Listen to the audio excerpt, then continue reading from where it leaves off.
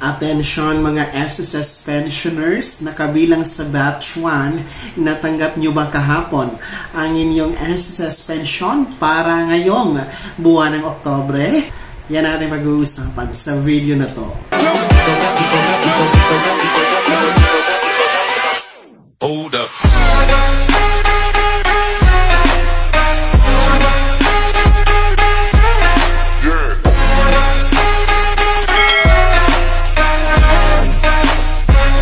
Hello mga ka-vlogs! Welcome dito sa aking YouTube channel. Magandang araw po sa lahat ng mga manonood. Saan po kayong dako sa mundo? Kumusta kayo mga ka-vlogs? Mga SSS Batch 1 pensioners, natanggap nyo na ba kahapon ang inyong pensyon para ngayong buwan ng Oktubre? Wala bang delayed? Yan ating pag-uusapan mamaya-maya. Pero bago ang lahat, kung bago ka pa lang dito sa aking YouTube channel o di kaya hindi ka pa nakasubscribe, abay, i-click nyo muna ang ating subscribe button na nasa baba. Huwag nyo kalimutan na pindutin ang notification bell, ilagay nyo po sa all para naman updated kayo sa lahat ng mga videos na i-upload ko. So, mga pensionado ng SSS na kabilang ng batch 1 o yung mayroong date of contingency na mula 1st to 15th day of the month.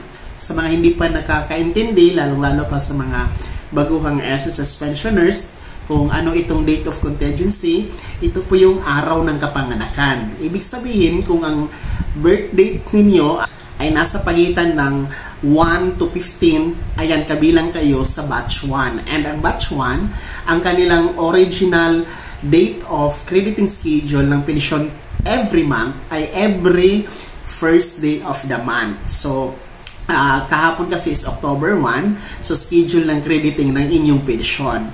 Maliban na lang kasi kung ang original schedule, halimbawa po ang 1 ay natapat po sa holiday or natapat sa weekend, no, Sabado or Linggo, ang sinasabi po ng SSS Circular ay i-aatras ito, no, sa pinaka last working day ng SSS. Pero ang October 1 kasi, kung makikita nyo sa inyong kalendaryo, ay hindi siya holiday, hindi din po siya Sabado or Linggo. So, regular day siya. So, ibig sabihin, regular crediting schedule ng pensyon para ngayong buwan ng Oktubre, October 1, ang nangyari kahapon yan, mga ka-vlogs. Kaya naman po, mga SSS pensioners na kabilang sa batch 1, kumusta po ang inyong pensyon kahapon?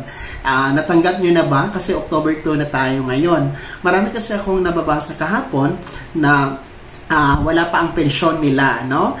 3 o'clock na ng hapon kahapon, hindi pa daw pumapasok sa kanilang bank account, mga ATM nila. So, kapag kasi ganon, hindi kasi sabay-sabay talaga na pareho ang pag-reflect ng pensyon nyo sa inyong mga ATM card. Kasi depende po yan sa inyong bangko. Meron kasi mga bangko na maaga po mag-reflect sa inyong ATM.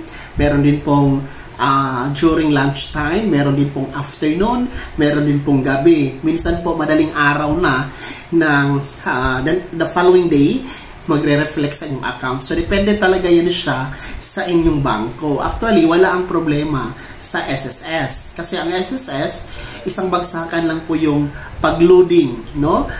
Pag-load ng inyong pensyon. So, nakadepende na lang talaga sa bangko ninyo kasi iba-iba po ang system ng mga bangko. So, magkakatalo talaga yan sa kanilang system, no? Kung anong oras magre-reflect. Kaya naman, ngayon, October 2, gusto kong kumustahin sa inyo, mga SSS Batch 1, na kumusta ba?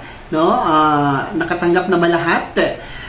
Nag-reflect na ba sa inyong bank account ATM card? No? Ang inyong pensyon for October? I-commento nyo po sa comment section na nasa baba. Sa mga hindi nakatanggap talaga, no? Baka naman meron pang hindi pa rin nakatanggap hanggang ngayon. So, ang tanong ko po sa inyo, nakapag-akop po ba kayo last month or noong August? No? Kasi ang SSS, nire-required po ang akop tuwing birth month. No? Halimbawa, last September, no? Lahat ng mga nag-celebrate ng birthday noong September, no, ay required po yung magpaakop para merong matatanggap tuloy-tuloy po ang pensyon ngayong Oktubre or Nobyembre. So, every birth month talaga yan, every year. Pero ang nire-required lang nito ng SSS ay mga 80 years old pataas lamang, no? May edad 80 pataas, no? Hindi po kasama yung mga 79 years old pababa. So, yun po yung sinasabi ng SSS Circular 2023-013. So, baka kasi hindi kayo nakapag-akop, kaya hindi kayo nakatanggap ngayon ng inyong pensyon, no? Kasi pinuputol po talaga yan ng SSS temporary kapag hindi kayo nakapag-akop. Kaya naman gusto kong malaman, no? Una, nakatanggap ba kayo? I-comment nyo pa sa comment section na nasa baba, ha? And then, yes or no kung nakatanggap kayo. Anong bangko kayo?